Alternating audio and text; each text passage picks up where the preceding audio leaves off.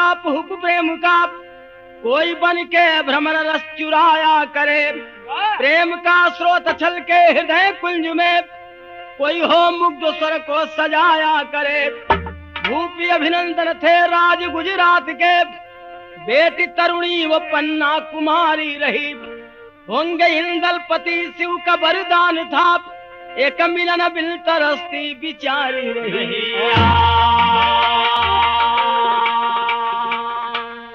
गुजरात के राजा के लड़की जो ने का नाम रहल पन्ना।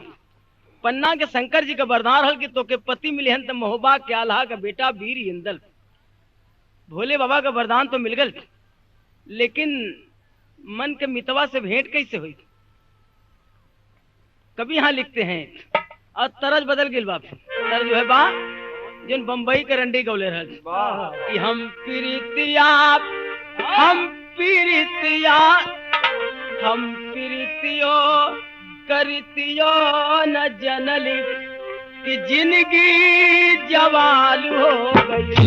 हम प्रीतियो करतियो न जनली जिंदगी जवाल हो गई। हम प्रीतियो करतियो न जनली कि जिंदगी जवाल हो गई। तरह जी है बा, लेकिन गाना का भाव बा कांट से जब की दामन उलझ ही गया, तो मधुर फूल का प्यार मिल जाएगा। कांट से जब की दामन उलझ ही गया, तो मधुर प्यार का प्यार मिल जाएगा। कांट से जब की दामन उलझ ही गया, तो मधुर फूल का प्यार मिल जाएगा।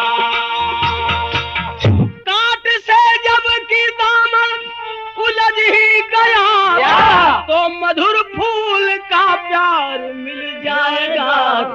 प्रेम लेकर मरुस्थल में भटके कोई, तो बहारों का संसार मिल जाएगा।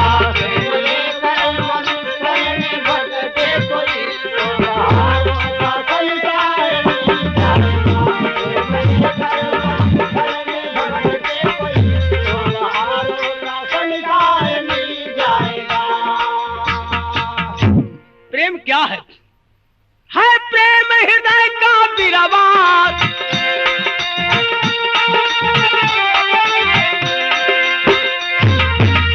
अरे है प्रेम हृदय का बिरबाद, पलती है जहां पिपासा। अरे कहते हैं प्रेम ईश्वर है, ईश्वर में प्रेम की भाषा। पन्ना थी प्रेम में पागल, इंदल का चित्र मंगाई। प्रख्यात जादूगरनी स्वाति की आस लगाई। स्नान पर्व का करने जबकि वो काशी आई, शायद हो भेंट इंदल से आशा की बात लगाई। सखिया सब कहें कि राजकुमारी काशी में बहुत बड़ा मेला लगल बाप, तो चल के भोले बाबा के दर्शन करा। मेला देखा, उनकर मर्जी हुई तो वही जगह मिला देन मन के मितवा से। वाह, पनवा आगिल काशी में और डेरा डाल दरस काशी में एक तरफ। लेकिन मिलावाला कैसे कि संजोग से उदल साथ है।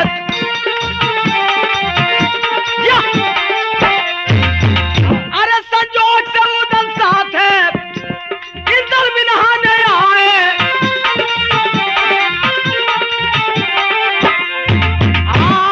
संग तिवारी डेभा काशी में डेरा नहाए। उदल और इंदल ये लोग भी आ गए काशी में। एक तरफ डेरा पड़ गए उदल का और एक तरफ डेरा पड़ गए पन्ना का। अपने अपने डेरा खेमा में रात्रि में लोग आराम कर रहे। लेकिन कैसे हो? अरे एक दिन उदल सवेरे ही उठ कर करने गए शिव का दर्शन हुलासी। डमरू वाले भोले बाबा स्वर्ग से न्यारी तेरी है काफी। डमरू वाले भोले बाबा स्वर्ग से न्यारी तेरी है काफी। डमरू वाले भोले बाबा स्वर्ग से न्यारी है काशी। अरे आंख जब खोले इंदल नहीं थे चाचा उदल, खोजते देख फेरा जहाँ पन्ना का डेरा। गई पहचानी पन्ना हुई पूरी तमन्ना, भरी मुस्कान सुंदर बुलाई खेमा अंदर। पूछती परिचय प्यारी गई है तन मन हारी। रात में सब लोग अपने अपने खेमा डेरा में आराम करते हैं। सवेरे भोरहरी में उदल का नींद टूट गई। देखलन कि इंदल सुतल हुन, लेकिन तमाम साधु संत दर्शन के लिए और गंगा स्नान के लिए जा रहा हूँ। तो जवान लड़का सुतल में के सुतत अब तनी हम दर्शन करके आई तो इनके जगाई। इंदल के सुतले छोड़ के उदल चल रहे दर्शन करे। और हर जब इंदल का नींद टूटल तो निकल गए खेमा के बहरे। अब बहरे निकल के लगल टहरे, और टहरा टहरा चल गई बहरे। कहाँ कि जहाँ पन्ना का डेरा रहल। गई पहचानी पन्ना हुई पूरी तमन्ना, भरी मुस्कान सुंदर बुलाई खेमा अंदर। पूछती परिचय प्यारी गई है तन मन हारी। पन्ना के डेरा की तरफ जब बढ़ गए सब सखिया कहे करे राजकुमारी एक ठे मनई इतना सुंदर इतना सुंदर इतना सुंदर के वरन क मनई एको मेला में अइले ना हूं। तनी देखा था काजनी वह न हो जो ने के खोजत हो। पनवा लगल देखे कलश की ओ हो लगत तो इसने बतनी बुला ले हर। सब कहलिन के हे राजकुमार हे मनई तनी हर आजब। इंदल आगे नजदीक सब सखिया कहें कि सरकार आपका घरवा कहाँ। कलन की महोबा समझ ला आठाना काम बन गल। कहनी सरकार आपका नाम कहा। कहना कि इंदल समझ ला सरोहा ना काम बन गल। उनके तो खोजते रहनी। अरे मार के जादू बनाई है सुगना, इंदल को पिजड़े में रखी पियासी। डमरू वाले भोले बाबा स्वर्ग से लाई तेरी है काशी। डमरू वाले भोले बाबा स्वर्ग से लाई तेरी है काशी। डमरू वाले भोले बाबा स्वर्ग से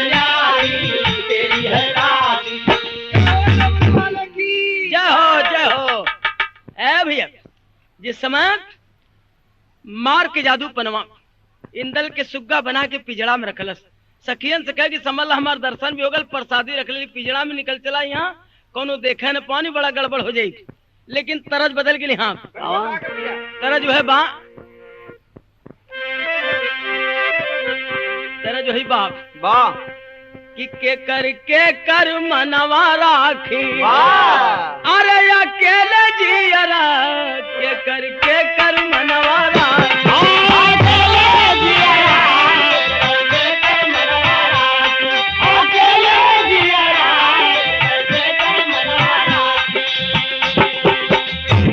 तरज ही वाले किन गाना के भाव बा कि चोरी चोरी चली पनवा अरे बना के सुगना। चोरी चोरी चली पनवा बना के सुगना। चोरी चोरी चली पनवा बना के सुगना। चोरी चोरी चली पनवा।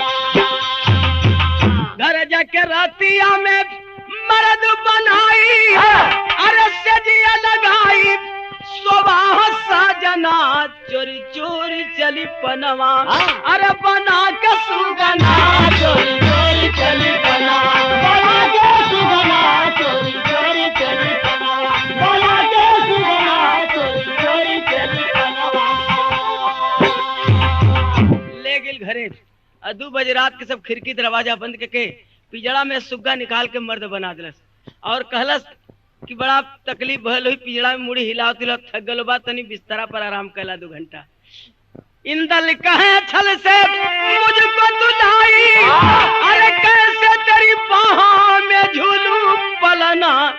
चोरी चोरी चली पनवा बना के सुगना। चोरी चोरी चली पनवा बना के सुगना। चोरी चोरी चली पनवा बना के सुगना। चोरी चोरी चली पनवा। कहलन के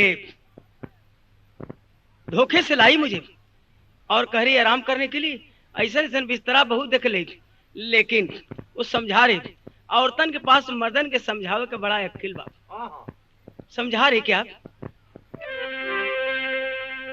हर जमाने की दीवार सदा टूटती है के मोहब्बत के मदहोश पानी के आगे। जमाने की दीवार सदा टूटती है, मोहब्बत की दीवार पानी के आगे। जमाने की दीवार सदा टूटती है, मोहब्बत की पानी के आगे। जमाने की दीवार, जमाने की दीवार सदा टूटती है, मोहब्बत के मदहोश पानी के आगे। हर जवानी न होती है बस में किसी के, और खुदा भी झुका है जवानी के आगे। जवानी न होती है, खुदा भी झुका है जवानी के आगे। जवानी न होती है बस में किसी के, खुदा भी झुका है जवानी के आगे। जवानी न होती। सब चीज बना दी लेकिन एक चीज न बनाइए भैया कि भले बांध ले कोई दरिया का पानी, मगर ये जवानी तो बांध ही न जाए। अरे मेरा दिल दीवाना सनम तेरे ऊपर, और नहीं जोर कोई दीवानी के आगे। मेरा दिल दीवाना सनम तेरे ऊपर, नहीं जोर कोई दीवानी के आगे। दीवाना सनम तेरे ऊपर। कह रही है कि जमाने की दीवार सदा टूटती है, मोहब्बत के मदहोश पानी के आगे। जवानी न होती है बस में किसी के, खुदा भी झुका है जवानी के आगे। और फिर से पिजड़ा में सुग्गा बना के रखलस और चट चना डाल के में कुटकुटावल करा, जब तक बिया न होई तब तक छोड़ब ना तो। और इधर इंदल जब मेला से दर्शन करके निकलन लगलन खोजे तक खेमा में लड़का बटले नहीं बाप। तमाम मेला उठे लगल, सब अपने अपने घरे जा लगल। इंदल के भी चले के टाइम आ गल। तो यहाँ जब आ ललन साथ में और जाना पड़ल अकेले, तो चिंतित होकर के घर की तरफ बढ़लन। लेकिन यहाँ तर्जबा फिल्म पाकीजा के कि ठाढ़े रहियो ओ पाके यार हो, ठाढ़े रहियो ओ पाके यार हो, ठाढ़े रहियो ओ पाके यार हो, ठाढ़े रहियो। तर्ज यही है, लेकिन गाने का भाव है कि उधर सोच रहे हैं कि कैसे जाइब महबा के गाँव हो, कैसे जाइब महबा के गाँव हो, कैसे जाइब महबा के गाँव हो, कैसे जाइब। सोच रहे हैं कि पूछे गिभा बिसोना कहाँ लाल हमरा।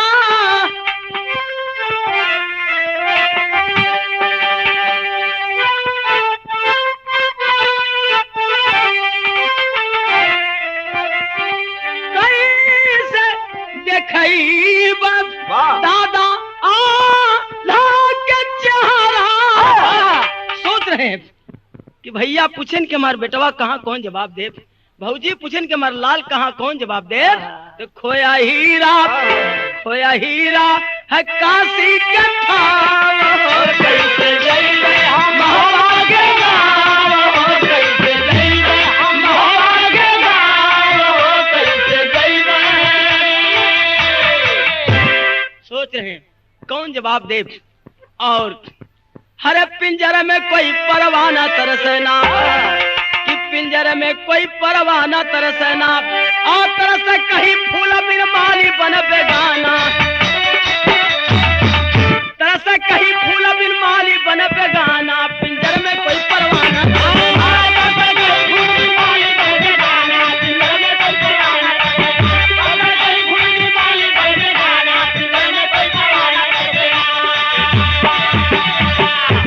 माहिल मामा बदकार किया धोखावा कमा भागा महोबा मझारी आल्हा से कहा खली कि बेटा इंदल को मार गरबी उदल गवा फेंके गंगा जी के धार बतलाया पिघली चित्त शोक किया आल्हा चित्त दुख न सहारा नोना उदर आए आला मुरझाया निर्छली माहिल मामा पहले ही दरबार पहुंच गए और जाके आल्हा के सामने उदास होकर खड़ा भेलन।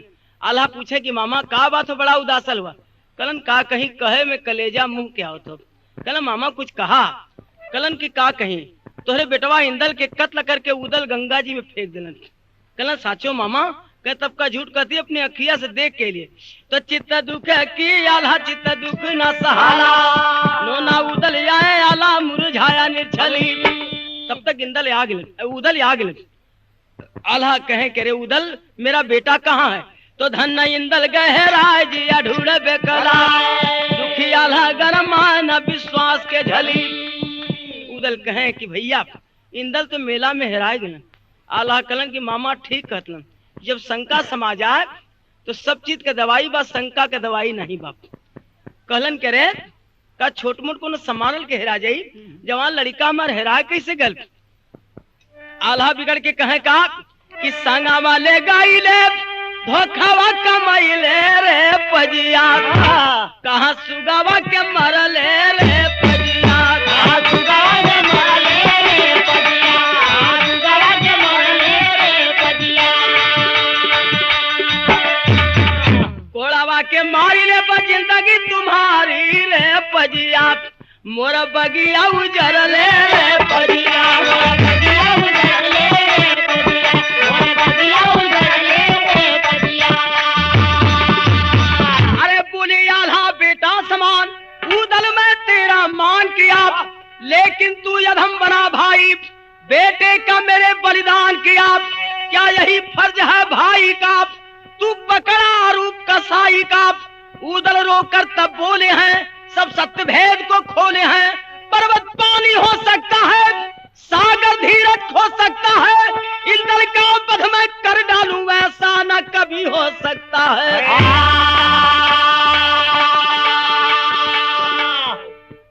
आल्हा सड़ासड़ कोड़ा चला देते हैं और उदल कहने लगे कि भैया मारना चाहे जितना लेकिन हम इंदल का कत्ल ना कैली। कलन की तुहार विश्वास नहीं बा जब तक हमारे बेटा के लिया के दिखाने देबा तब तक तुहार विश्वास नहीं बा। आल्हा क्रोधित चिघार है उदल पर कोड़ा मार है तब तक आई भाभी सोना उदल घायल लाचार है। आल्हा इतना कोड़ा चलोलन उदल पे देखें यहाँ पे इतिहास में बात मिलती है कि बड़े भाई ने छोटे भाई के ऊपर कोड़ा चला दिया। आल्हा बढ़ रहे उदल छोट रहे उधर से लटका लिए गलती नहीं थी लेकिन फिर भी से लटका लिए। आज का भाई होतन तो बड़ा भाई थप्पड़ उगाओ तो छोटा भाई चला दे कोशिश करत लेकिन नहीं उदल सिर लटका लिए और आल्हा इतना कोड़ा चलाए कि उदल मुंह के बगल जमीन पर गिर जाते हैं बेहोश हो जाते हैं। आल्हा क्रोधित चिघार है उदल पर कोड़ा मार है तब तक आई भाभी सोना उदल घायल लाचार है। तब तक आल्हा की औरत सुनवा आ जाती है भौजाई हो तो ऐसा अपने पति से कह रही है क्या यहाँ करुण भाव बाप कि बोली सोना गईला बोली सोना गईला पगलाई हमारे सजना अरे पैबा कहवा लाछी मनसा भाई हमारे सजना भाई हमारे सजना पैबा कहवा लाछी मनसा भाई हमारे सजना पैबा कहवा लाछी मनसा भाई हमारे सजना पैबा कहवा लाछी मनसा भाई हमारे सजना पैबा कहवा लाछी मनसा भाई हमारे सजना पैबा कहवा लाछी मनसा भाई हमारे अरे एक तो गया लाल दूजे भाई के मुआवला चांद तो हेरायल कहे सूरज के डुबावला कह रही है कि हम जियत रह आप जियत रहबा बेटवा फिर हुई लेकिन एक बात याद कैला कि जब की छिड़ी बैरी से लड़ाई हमरे सजना, अब बहिया तोहार के पुजाई हमरे सजना।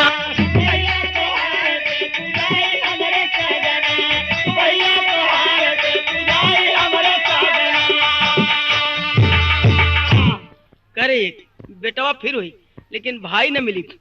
उदल आल्हा कहे कि जल्दी हट जा हमरे सामने से औरत का जात, जो मेरे भाई को मारा है, जो मेरे बेटे को मारा है, मैं उसे नहीं छोड़ूंगा। अरे आल्हा गरम आए तब जल्लादों को बुलाए हो कि हाली हाली ना ले जाबू दल का शरीरिया हो कि हाली हाली ना ले जाबू दल का शरीरिया हो कि हाली हाली ना ले जाबू दल का शरीरिया हो कि हाली हाली ना। अरे बनवा में मारी लावा कल जान सारी हो कि हाली हाली ना दोनों आखी का पुतरिया हो कि हाली हाली ना। जल्दी उदल को हटा दो मेरे सामने से।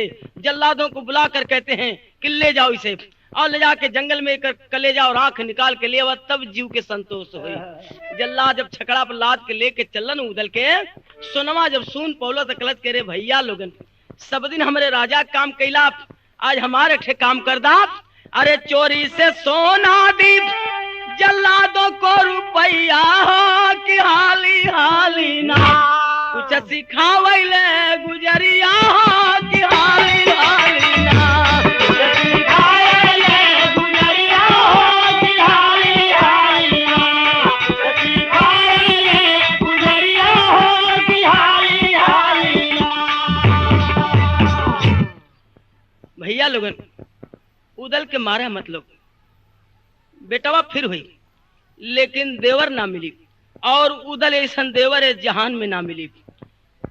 जल्लाद कहन की रानी इनकर कलेजा और आंख तो हर पति मंगलन ऊ कहां से आई, कहलन कि ओकर कोनो उपाय कर दिया भैया, लेकिन उदल के मारा मत। रुपया देती है। जल्लाद रुपया पौलन उदल के बेहोशी के हालत में जंगल में फेंक दिलन और हरिन का कलेजा और आंख निकाल के आल्हा के देखौलन। आल्हा समझलन कि उदल मर गल। अरे बन में मारे जल्लाद हरी नवा चोरी चोरी से दिए कले जाया आल्हा के नया नवा चोरी चोरी से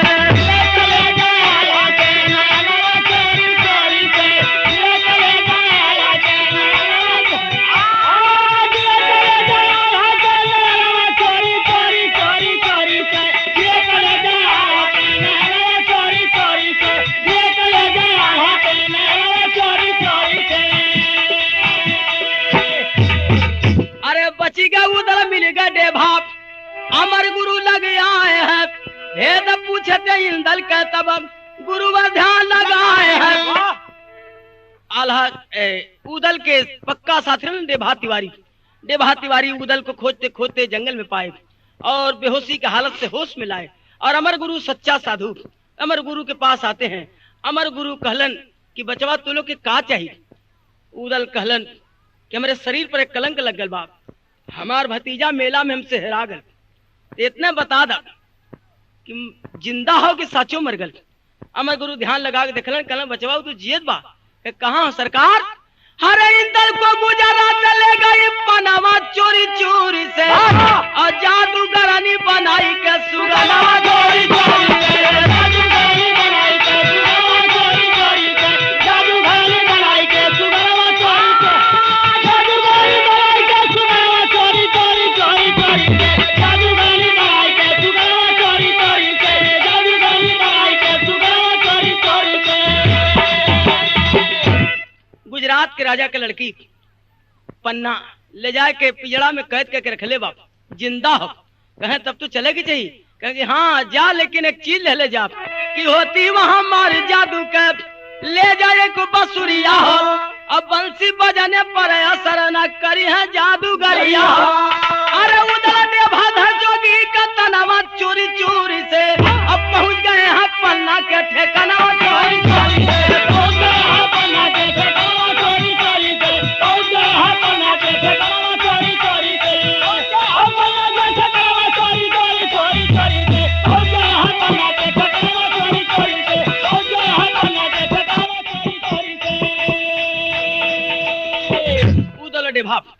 जोगी का रूप बना के चल देते हैं गुजरात नगरी की तरफ।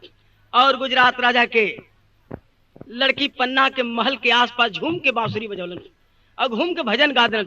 लेकिन गौलन का भजन में कि कवन डारिया पहो, कवन डारिया पहो, कवन डारिया पहो, कवन डारिया पशु गना हमारा जोगी का मनवा पागल भइल हो। कवन डारिया पहो, कवन डारिया पशु गना हमारा जोगी का मनवा पागल भइल हो। कवन डारिया पहो, कवन डारिया पशु गना हमारा जोगी का मनवा पागल भइल हो। पागल तोहरे बिना हो, पागल तोहरे बिना हो, पागल तोहरे बिना हो, पागल तोहरे बिना नयना लाचार जोगी का मनवा पागल भइल हो। भारी कलंक लागल हो, भारी कलंक लागल हो, भारी कलंक लागल हमारे लीलार जोगी का मनवा पागल भइल हो। यह गौलन कौने डरिया पर सुगना हमार, पागल तोहरे बिना नैना लाचार, भारी कलंक लागल हमरे लीलार। आवाज महल में सुनाई। राजकुमारी कहलस की तनी देखा था के ऐसन सुंदर बांसुरी बजावत बा, के इतना सुहावन गावत बा, तनी देखा था।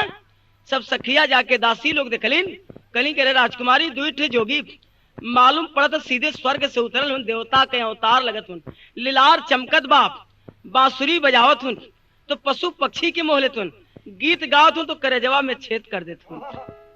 कहलत के ऐसन साधु हुन, तनी बोलाला महल में जरा उनका दर्शन तो कर ली। हम जाके सब आवाज दिलिन, अरे जोगी बाबा दोनों जने के हमार राजकुमारी महल बुलाओ थी। उदल इशारा केलन, डेभा के संगी मालूम पड़त बा काम बन गल। डेभा कला काम तो बन गल, बसुरिया ठीक रखा ने तो बन जा बात। अजमाए के बांसुरी झोली में रखलन, आ गेलन महल में। राजकुमारी बढ़िया आसन दिलस, बैठलन जम के। कलत की बाबा जौन बसुरी गली में बजौला और जौन गीत गौला तनी एक बार फिर से बजा दो, फिर से गा दो। फिर गौलन, फिर बजौलन तो थिरक भजन जोगियों का सुन मोहित पन्ना उस बात, तुम्हें कौन उपहार दो जोगी मांग वही न उघार, पिंजर में कोई परवाना तरसना। ऐसन गौलन, ऐसन बजौलन कि पनवा कहलस, अरे जोगी बाबा इतना बढ़िया गौला कि आज तक ऐसन गीत ना सुनली, ऐसन बांसुरी ना सुनली, मालूम पड़ल तुहार कुछ हेरायल बा, तो मांगला जौन मांगे के होत। कलन के रे जा बिटिया, लड़की के जात साधु संत के देवो के औकात चाहिए। कलश के औकात मन निहारा, ऐसन तैसन दरबार ना हम मांग के देखा जो हमारे पास न हुई मंगा के दे दे। कलन की मंगाओ के ना भाई दनिया बा बचन दे दा तो मांगी, 3 वचन बना के तो मंगलन का, अरे उदल कहे के दे दा सुगना बतिया माना।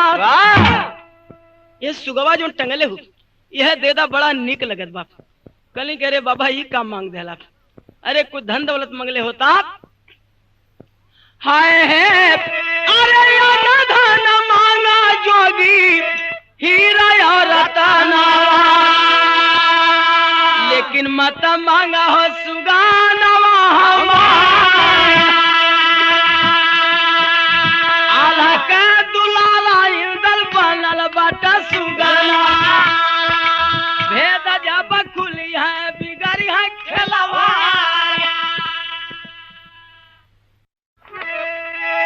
अरे बाबा इस सुग्गा ना हमारे मन का मीत हूँ के हुआ कह आल्हा का दुलारा इंदल बनल बाटा सुगाना, भेद जब खुली है बिगड़ी है खेलवा। अरे मोहबा के आल्हा का बेटा वीर इंदल हूँ, उनके पति मन ही भोला बाबा के वरदान से पौले ही, भोले बाबा का वरदान से पौले ही पति मन ले ही हमारे मन का मीत हूँ। कहलन के रे जे के भोले बाबा के वरदान से पौलू पति मन लू ओके इतना इज्जत से रख ले हो। कहलत करे बाबा हमार शादी नहीं न भइल बाप, सिर्फ अभी प्रेम कैले ही, यदि शादी हो जाए उस सामने रख ले, जब तक शादी नहीं तब तक यही तेरे छिपा के रख ले रह। तब दे भाया उदल तब प्रगट होई गईल, परिचय बताए उदल होके बेकरार, गना से इंदल के मरदवा बनावा।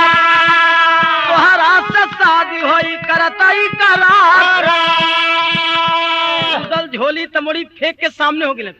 कलन कह रहे वो महोबा के आल्हा का बेटा इंदल हुआ, तम उन्हीं का चाचा उदल है। लगल पर्दा करे। कलन की बिटिया तो शादी नहीं भइल बाप, तो शादी हम करा दे, हमारा वचन हो, लेकिन एक बेर हमके देखा दो के। तो सुन के प्रणय इंदल को बनाई मर्द पनवा, छतिया लगाव उदल बहाया सुधार। इंदल के जब पनवा मर्द बनवलस, उदल छाती में लेके अकवारी में भर के रोए लगलन कि बेटा जल्दी चला महोबा, हमार कलंक छोड़ा दब, हमार तो मौत हो गई, अपने किस्मत से जियत रह गई, जल्दी चला महोबा। अब पनवा से कलन कि इनके जाए दब, अपन कलंक छोड़ा के तोहर शादी इनसे करा दे। कलत की ठीक हो ले जा, लेकिन याद रखिया भुलाया मत, हमार शादी हुई तो नहीं से मंगिया में सिंदूर पड़ी तो इनकर नहीं कुंवारी रह जाब, नहीं जान दे दे। तीनों जाने चाले बोले उदल बिचाया, देभा उदल इंदल तीनों जब नगरी के बाहर आते हैं तो उदल देभा से कहलन कि देभा गुरु इंदल के महोबा वाले जाइबा, हमारे जिया ले का भेद करी हमारा उघार के रहब हम और खुद ससुरैया, और इंदल के शादी का करना जल्दा उपचा, और नहीं तमे हाना हमारी हो सदा पनवा, नहीं तमे हाना हमारी हो सदा पनवा, नहीं तमे हाना हमारी हो सदा पनवा। कहलन कि ले जाके इनके बाप के दिखा के हमार कलंक छोड़ा दाब, हम तो जो ने नगरी में मुर्दा बना के निकाल के लिए वो नगरी में मुंह ना दिखाई, कहीं छिप के रह, और इंदल का शादी पनवा से करा दिया, ही हमार वचन हो।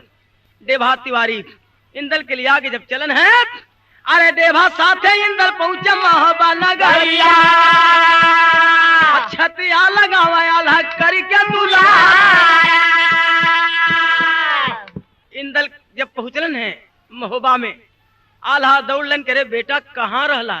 देभा कलन के हमसे पूछा गुजरात के राजा के लड़की के कैद में रहल, कैद में कहल के पिजड़ा में सुग्गा बन के डोलत रहल, छुड़ा के ले ली।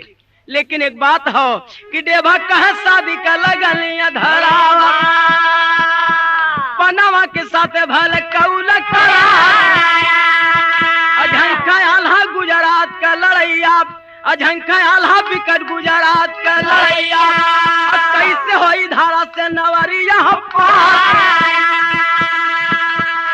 देभा कलन कि पनवा इनसे प्रेम कैले बाप, और हमार वचन हो ये शादी की जल्दी करा दब।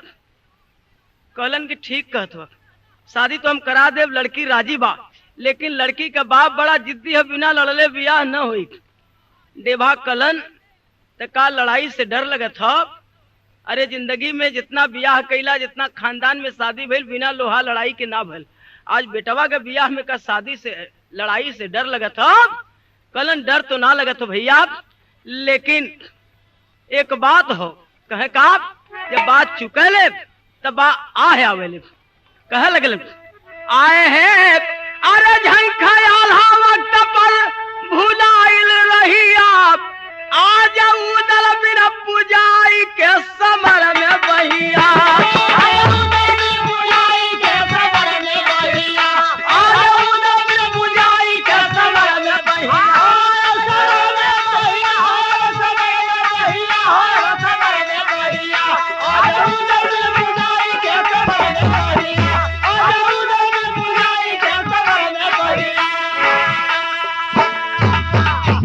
लक्ष्मण बिना के जीती लंका का लड़ाई, होला चार आल्हा चले सेनवा सजाई, पहुंचे गुजरात के निकट जहिया, आज उदल बिन पुजाई के समर में बहिया, सेना अभिनंदन की वीरता दिखाई, भागे मलखान आल्हा घायल गिरे भाई, अरे तब जब पहुंचे उदल बन भाई का दहिया, आज उदल बिन पुजाई के समर में बहिया, देखी कि उदल के आल्हा गरमा लगाए, भिजल नजर करनी पछताए, अब किए जंग दोनों भाई लेके नहीं आप, आज उदल बिन पुजाई के समर में बहिया, विजयी पता करण में उदल तब उड़ाए, पूर्ण की अपना शादी दल की कराए।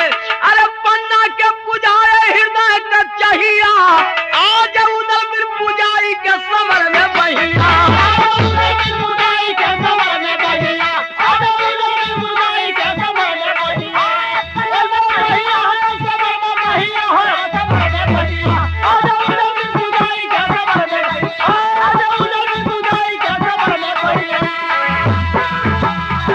खिलकत कहते गुरु गणेश, गुरु रामलाल मोरबा का स्वर्ग गए चंदिका नदी बच्चन का विजय पताका। अरे पिंजर में कोई परवाना तरसना, राम तो चंद्रहास गाते वीरों का गाना, पिंजर में कोई परवाना तरसना।